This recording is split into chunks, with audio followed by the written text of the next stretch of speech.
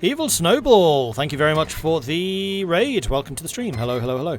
Upside of using light cruisers as screens is you can put them out far more firepower torps per ship. This translates into better positioning and better firepower. However, they cost substantially more. Yeah, light cruisers are a lot more expensive. A lot more expensive than destroyers. But yes, they have the additional firepower. I don't think that one cruiser is worth like 4 destroyers though. And you probably could build 4 or 5 destroyers per light cruiser. In fact, let's go and click on, say, Albania, just to compare. Oh, you don't even have a shipyard. Somalia. To compare shipbuilding. You don't either, for Pete's sake. Oh, of course, South Africa's in the Entente. They're pushing Middle Africa from the south. Chile. I know that you do. Here we go. In fact, I can do that even more easily. I can do it via the tech tree. If we go improved cruiser versus improved destroyer, we can see the destroyers cost 500 and the cruisers cost 1,900. Bearing in mind that cruisers also have a lot more slots, so each ship will cost substantially more. This is just the hull, because they can put more stuff on them. So it probably is a factor of 4, maybe even 5, maybe even 6 destroyers for every light cruiser. Like, light cruisers serve a purpose, but if I'm using them for screening, I would go destroyers every time, personally. And then put the light guns on the capital ships. Because yes, almost always I create 2 separate templates. I have my escort destroyers and my screening destroyers. Screen destroyers have torpedoes, escort destroyers don't. Escort destroyers have anti-submarine warfare, screening destroyers don't. And then using the... Again, click on Chile, because this is one feature which I don't feel like enough people really use. You can change their role with this button here. And then you can basically assign a certain type of ship to your task forces automatically. So, for example, if you have 2 destroyers, assign one of them to be the shield and one of them to be the guns. So the shield is your screens, and then the guns is your escorts. Or the skull and crossbones, because it's the anti-submarine ships. So screens, because they defend your capital ships, and then the submarine hunters, which are the anti-submarine warfare escorts. That's just how I do it. How's the tournament going so far? It is going pretty well. I mean, Third International is all but dead. France fell, but they took Sweden in the process. And I just noticed that Sweden's actually taken their land back from the Irish.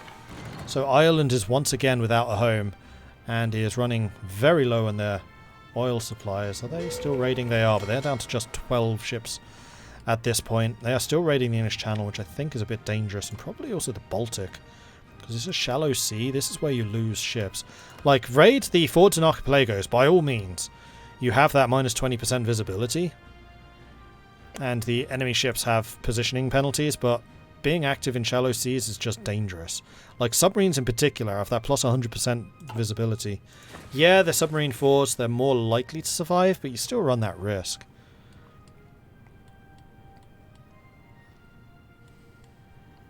So Mongolia and Tibet are being pretty rapidly eaten up by the Russians and the Chinese, so they are just in the process of just completely consolidating like the entirety of Asia.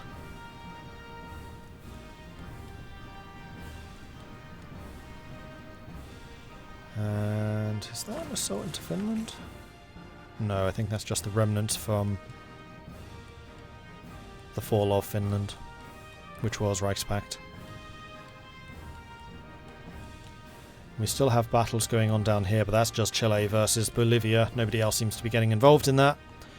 So we just have Sicily now in the hands of the Entente. We do have heavy tanks guarding Messana at the moment, with 2 of the Bulgarian crazy strong mechanized guarding the Strait Crossing, so I don't think anything's going to get across that. We've got Ukrainian submarines currently raiding the Sicilian transports.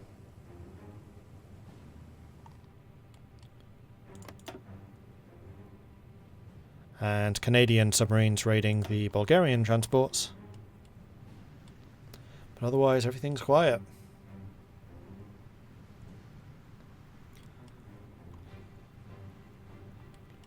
How are things going in Africa? I feel like Africa is the active theatre at the moment. So we have a huge naval invasion by the Brazilians, just taking out the entire coast, which is going to be cutting off a massive amount of supply. So all of Middle Africa's supplies have to come through here. So what I would really like to see, and it kind of looks like it is happening, yes, the Americans. The Americans are on the ball with the Navy. I am liking how the Americans are doing the Navy stuff at the moment. All they need to do is blockade this one province, and nothing gets into Middle Africa. And that is a huge number of troops which are just going to get surrounded and destroyed. We have a massive American presence in South Africa, which is why South Africa was able to push as aggressively as they were. And things down here have really turned around. I thought at one stage that at least the southern part of Africa was going to be a Middle Africa victory once they took out the French. But no, the Americans arrived and everything changed. Tater Salad coming in with a 14-month resubscription. Thank you very much for that, Tater Salad. GTX 16600 Super. Thank you very much for the follow. Alex GK13S. Bob Tim Bob. Phil Jin. Thank you very much for the follows. Etrolin wants me to drink some tea, as does Bellicosity. The Ace Generation chance, yeah, fair. See, that's very much the Midgeman school of fighters, as opposed to the Mordred school of fighters. He does a lot more air micro than I do. As you will notice, if you check out our Tuesday Hearts of Iron 4 streams over on the Paradox Interactive channel, Midgeman and I do stream on Paradox, and we are currently playing a game of Hearts of Iron where I am the Lord of Sea and he is the Lord of the Sky. Except there hasn't been much boat play going on because I've just been controlling my land units, trying to fend off the German invasion of Yugoslavia. And in the last session, Germany just fell, so the Axis are gone. It is now just the Allies versus the Comintern. The Comintern which never got declared on. Barbarossa never happened. So it's going to be interesting to see what goes on from there. It's basically a resurgent Allies versus a Co-Pro that never got... Not Co-Pro, though Co-Pro does exist. Comintern, that never got attacked. Okay, so we are seeing a dramatic French naval invasion going on in Sinai at the moment, using their lauded marine motorized artillery units. Still such a weird template, but hey, it seems to be working for them. And as long as they take Jerusalem, then they're going to have a port and they're going to be able to supply these guys. Plus, we have airborne invasions coming in from the Brazilians in the south. So this is an all-out attack on the Sinai here by Brazil and France. This is a really well-organized attack going on right now. I really like this. So they're currently trying to attack across with American supports. The Americans are involved as well across the Suez Straits. The Bulgarians in particular do have a lot of troops here. I think that these paratroopers shouldn't have dropped here. They should have dropped across here to stop reinforcements coming in. And already we are seeing some additional forces. So we do have the first units having landed. They should probably try to help attack this side. And then use these guys basically to hold up alongside the paratroopers. Any reinforcements coming in and just break this. Because I think that the attack on Jerusalem is not going to succeed. What they needed to do was attack the adjacent territory to Jerusalem as well. And they have not. Although we now have land troops attacking into Jerusalem as well. We have these guys attacking backwards into the motorized. And I can now disable this music and bring back the Hearts of Iron music before I forget.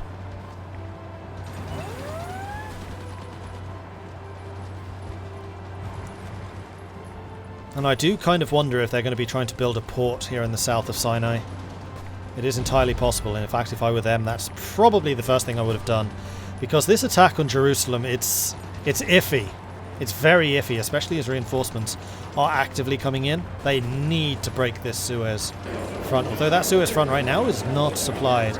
And Marines tend to have a much better supply leeway than regular infantry do.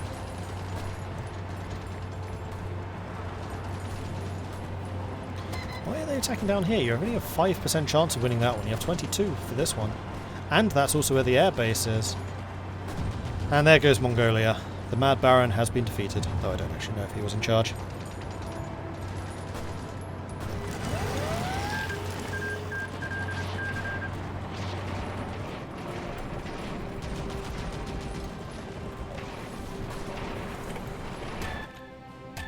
One thing I do want to check out actually is I'm going to take a very, very quick look at their research, because I want to know how good the special force... They haven't upgraded them at all. Oh, that's a mistake. See, I was going to say that they have far better supply grace because they can get the elite forces, but considering how heavily they are using Marines, they haven't upgraded them at all. And there we go, Port Said has actually fallen. They are across and these guys are now being supplied. This is now a cutoff against these guys. This has been an excellent invasion. This is how you do invasions, and this is some really, really, really strong indication of how good the Entente's organisation and communication is, and how dangerous they are when they're on the attack to try and take a piece of land. This was probably a practice for something bigger, although pushing across Suez is a big deal, because this has just opened up the entirety of the Middle East into this conflict, especially as they're in the process of wrapping up the war in Africa. And actually I want to take a very quick look at America, because I want to see if America is still actively... Yeah, this looks familiar. This is basically my setup during the scramble for Africa. I just had the entirety of Africa just surrounded by submarines. And we do have some Ukrainian submarines coming in to try and hit the French ships. I would have liked to have seen the American Navy here to provide some bombardment bonus. That's probably the only thing that would have made this better. Because then they could have been bombarding the attack on this side of Suez. And in fact, also the attack on Jerusalem. And yes, I was right. The attack on Jerusalem is faltering big time. But they were able to push across Suez, so it doesn't matter. It was risky. Those are some very expensive units that France were just throwing into the fray there. But it paid off.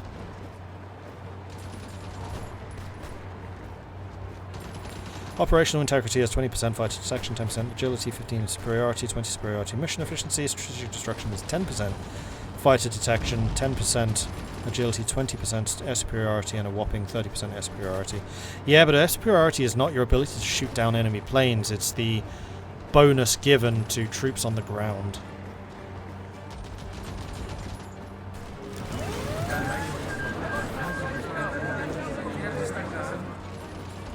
There goes the Papal States, and also Tibet.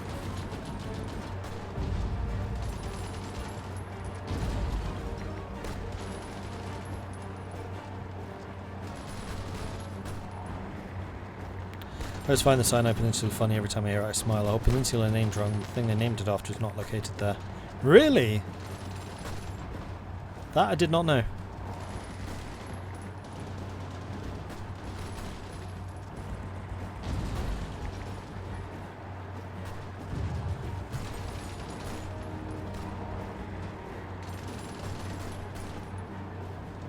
Take this long to piece out Tibet.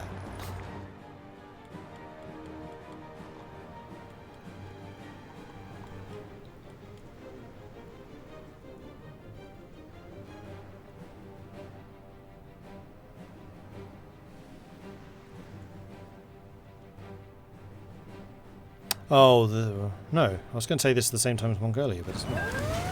There you go. China took it all, as expected. Right, I was going to check something and then I was so rudely interrupted, so I've totally forgot. Oh, I don't remember. How's the air superiority here looking? So the Allies actually don't have air superiority. Their opponents have put a lot of aircraft into the sky, which if we now look at these battles, we see air superiority. Any air superiority, that is the air superiority buff. It's not actually anything to do with aircraft strength. Enemy air superiority minus 6.2%. And the air superiority buffs basically increase or decrease that percentage.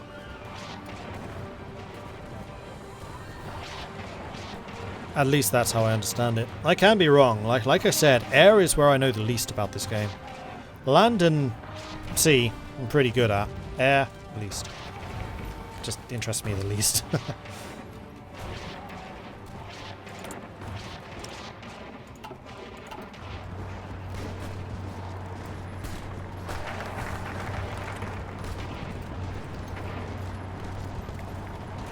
And this is going to be a very expensive loss for Bulgaria as well. That's 2 of their super heavy defensive units, and they don't have a huge number of them.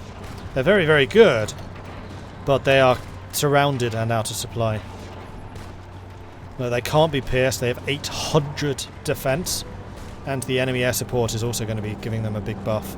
It's reducing the strength of the enemy units because of the air superiority, and they're also inflicting damage because of the close air support presence. There they go, they're dead. Bulgarian...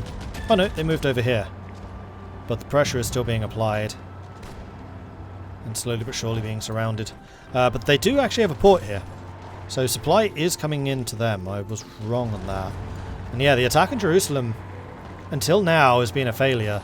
Although these very, very heavy French attack units are coming in doing the damage. Where are the American tanks gone, meanwhile? Oh no, they're still here. They're trying to close this pocket up once and for all. And the Bulgarians have either retreated or died. And I think they're retreating. That's it. The American submarines are here, and they are catching them. This is going to be a brutal defeat of the Bulgarian heavier mechanized units. And there they go. They are starting to sink. They have got a long time to try and retreat. 2 of them down. So remember, every 3 transports is 1 dead division, basically. Actually, no, division size depends on the number of units in the division. So it's probably actually more like 5 or 6, because these are 40 combat with behemoths. So at least 1 of them is dead. And if we actually switch over to Bulgaria right now, we can see the true agony that this battle is going to be representing. Mustachio. There he is, mustachioed man. And here we go, we're starting to see the damage done to those units as the submarines move in and annihilate them. So what they couldn't do on land, they are doing at sea. And this is why having a navy is good. Because you can pull out stunts like this. It's just unfortunate that America's gone with the bathtub strategy of Welch Creek subs. I really don't rate them. Like, going for the tier 1 submarines and just having hundreds of them. As I proved in the Masters of the Mediterranean, where Spain did the bathtub strategy, I did the elite sub strategy, and the elite subs are just more effective in every way. Absolutely every way. And Spain lost all of their bathtubs. I did not lose all of mine, because it's very easy to detect and sink them.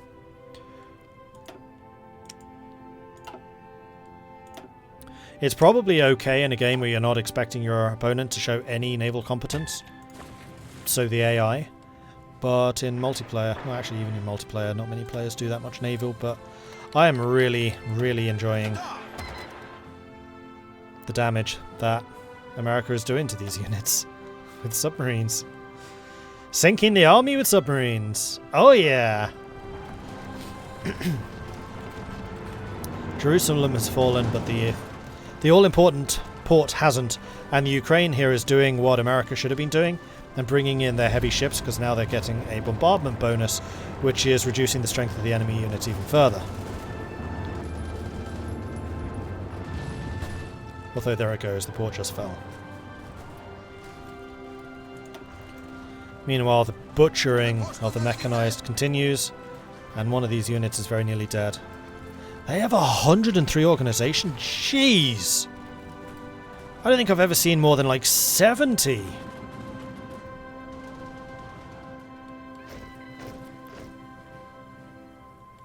Oh, I see. It was also the infantry divisions, which have been absolutely obliterated. I mean, they got some of them away, but man, this is going to be painful. It looks like one of them, mechanized, did get away, but this one, not being so lucky.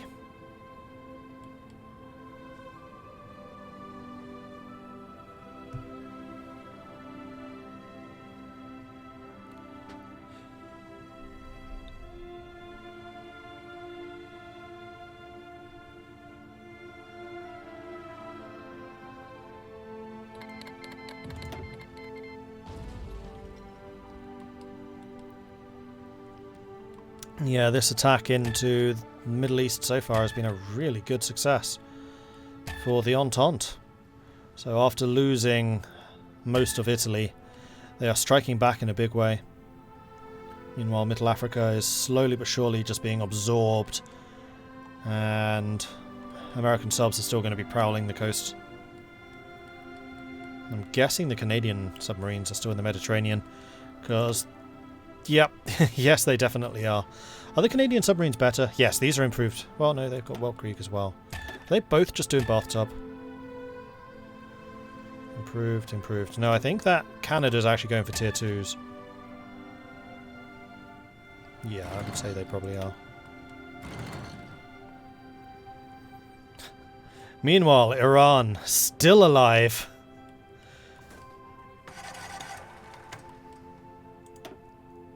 And only one convoy was sunk. It wasn't just one convoy. Unfortunately, we're playing with an older version of Hearts of Iron where the reports are still bugged. But yeah, there you go. A impressive amount of damage done there to the mechanized units. Level 7 general. Damn. With rather a few traits. He's very nearly got engineer as well. Wilhelm II is dead. That means that Wilhelm III now steps into his place. Are we seeing any attacks? So, at this point, it's Co-Pro that's being really quiet. Entente have actually done several attacks. They did the attack here in the Middle East. They've cleared up Morocco. Morocco is now fully on their side, and they are slowly but surely eroding the Reichspakt in Middle Africa. Oh, we got an invasion of Sweden, of France going on. They have actually pushed across the Copenhagen Straits. They've taken Malmo, which basically means that they're going to have a port here. They're on to Gothenburg as well, and I think this is finally going to be the end of France. And this is all because they took back the land they gave to Ireland. If they hadn't done that, this would never have occurred, and the Third Internationale would have been able to fight on from their bastion, from their Irish bastion in Switzerland. Sweden. Jeez, what's with my geography today? I was going to say this is Switzerland, but in fact Germany's killed Switzerland. That used to be Switzerland, and this used to be Sweden. So in fact I was wrong on both counts. Neither of them are Switzerland nor Sweden. We have France, and we have Germany. Hey, Iran, finally! Longest war ever, considering it was like an entire faction against just Iran. Oof. I should have checked the casualties that the Iranians inflicted actually before they fell.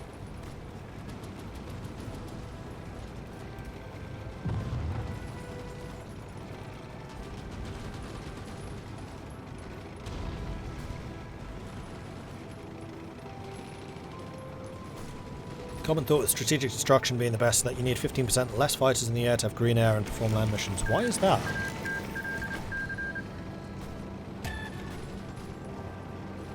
I always thought that air superiority was the anti-fighter buff and interception was anti-bomber. No, interception is anti-bomber, but there is no anti-fighter buff as far as I understand.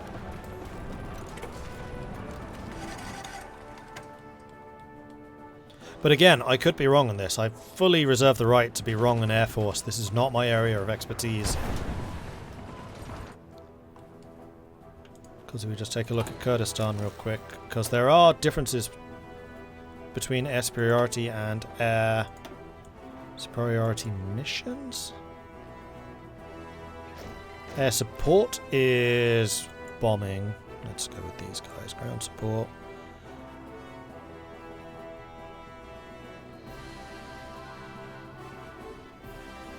So what's the difference between air support and ground support? I think ground support is just the damage you do with close air support. And then the air support mission efficiency is just... No, it'd be the same thing, surely.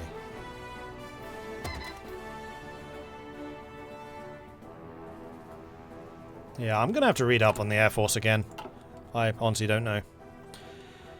France being invaded for the second time this war, yeah, and we are seeing the resurrection of Sweden as well. So we have the Danish fleet facing off against the British fleet. The Swedish fleet also involved. So this is Sweden and Denmark against the remnants of the British. And they have actually managed to build a couple of new... Oh no, these are the... Oh, that is a battleship. Where did they get that battleship from? Led by Seamus, of course. Although no submarines actually active. They ran away ages ago. That was generally a win for the Third Internationale. Naval power. So yeah, Britain. Where'd you get the boats from?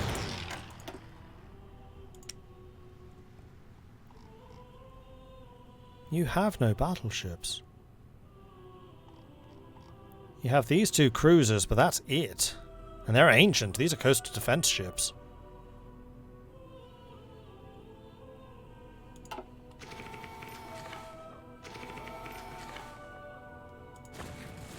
They certainly gave everyone an eye run for their money.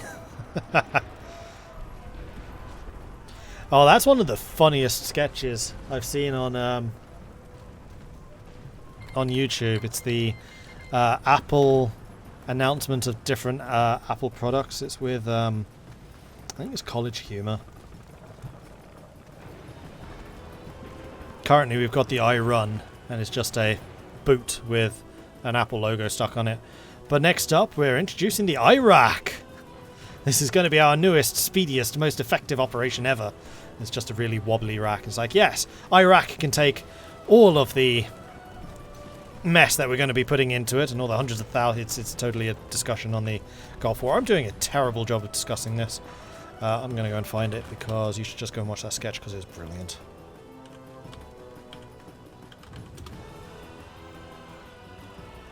Mad TV, that was the one.